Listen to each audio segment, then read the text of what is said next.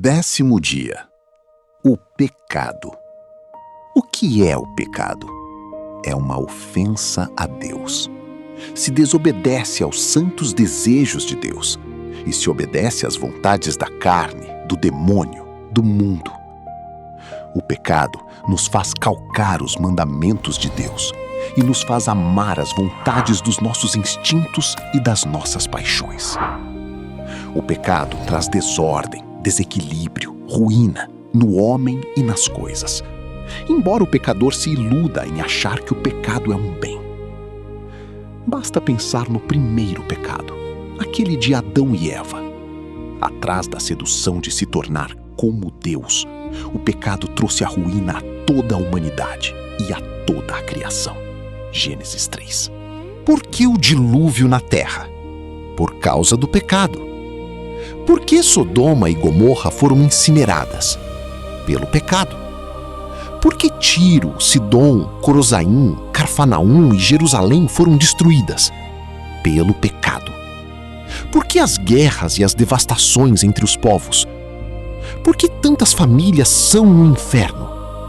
Por que tem tantos homens que vão para o inferno? Pelo pecado. Tinham razão alguns santos em tremer só de ouvir pronunciar a palavra pecado. O pecado mortal. O pecado é mortal se a ofensa a Deus é grave. É venial se a ofensa a Deus é leve. A maior desgraça que pode acontecer aos homens é aquela de cometer um pecado mortal. São Pio de Pietrelcina usava exclamar desgraçado a quem se acusava de uma culpa mortal. Nenhuma desgraça é comparável ao pecado mortal. Antes, seria preferível qualquer outra desgraça. Escreveu São Cipriano. Observa os danos que causa a saraiva às sementeiras, a pestilência aos armentos e aos homens, o vento aos navios. Eles não são mais que uma lânguida figura dos danos que o pecado traz à nossa alma. Ele destrói todos os frutos das boas obras, corrompe todas as nossas faculdades e guia o homem à morte certa. Por isso, fazia muito bem o pequeno e corajoso São Domingos Sávio a sustentar a sua linda máxima: a morte, mas não o pecado. A morte, de fato, é só uma coisa física que reduz o corpo do homem em cadáver.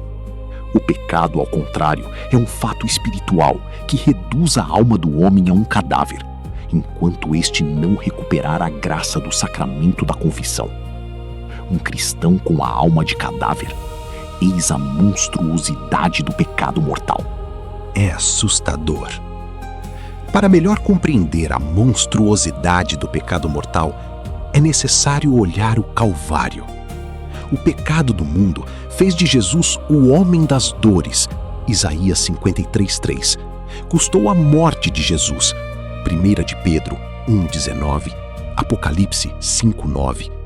Transpassou a alma de Nossa Senhora, Lucas 2:35. E quem comete novamente pecado mortal, crucifica de novo o Filho de Deus, no próprio coração. Hebreus 6:6. Por isso, o pecado mortal faz perder a alma, a vida sobrenatural, ou seja, a graça divina. Lhe faz perder os méritos e as virtudes infusas, deixando-lhe só a fé e a esperança. Enfim, lhe rouba a semelhança com Jesus, lhe imprime a imagem do demônio. É horrível. Tinha razão Santa Teresa de Ávila em dizer-lhe que a visão de uma alma em pecado mortal a assustou ao ponto de suplicar a Deus e de interrompê-la. Mas quantos são os cristãos em pecado mortal que se dão conta de possuir uma alma cadáver e de se parecer com o demônio? E como podem crer de amar a Deus, de amar Maria, se com o pecado se demonstram odiadores de Deus? Romanos 1:30. E transpassam a alma de Nossa Senhora. Lucas 2:35. O pecado venial. Não se pode deixar-se enganar. O pecado venial ofende a Deus e arruína o homem, embora não provoque os efeitos desastrosos do pecado mortal. São Tomás de Aquino nos avisa: Preferível, acima de tudo, antes morrer que cometer um só pecado venial.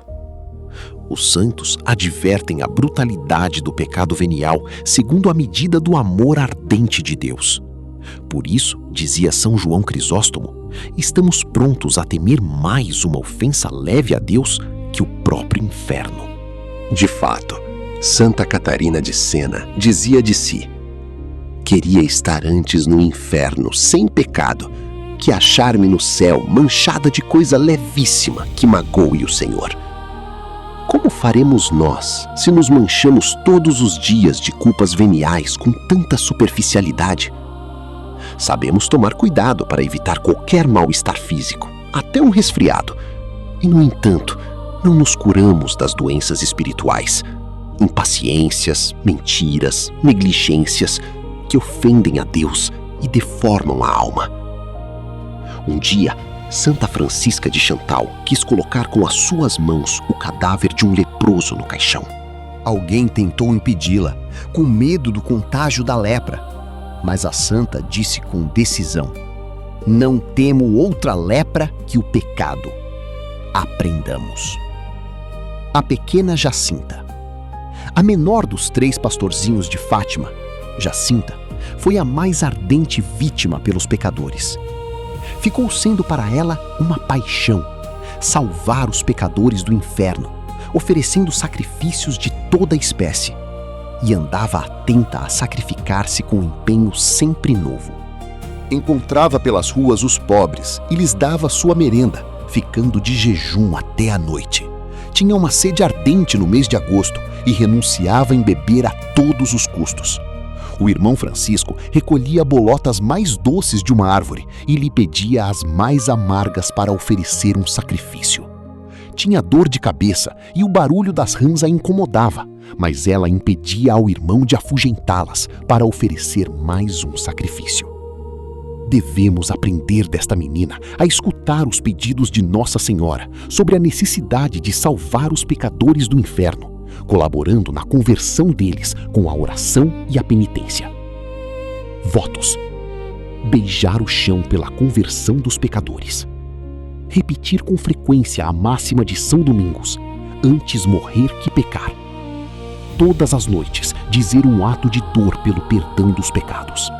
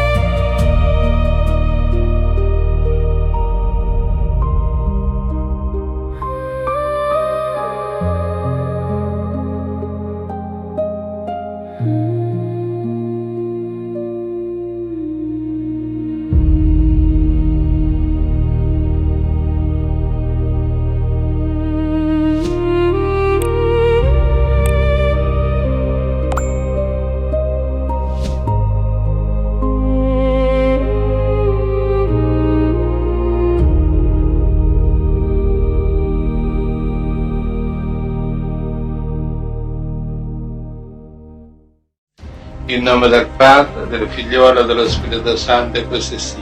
Sia lodato Gesù e Maria, e buonanotte a tutti.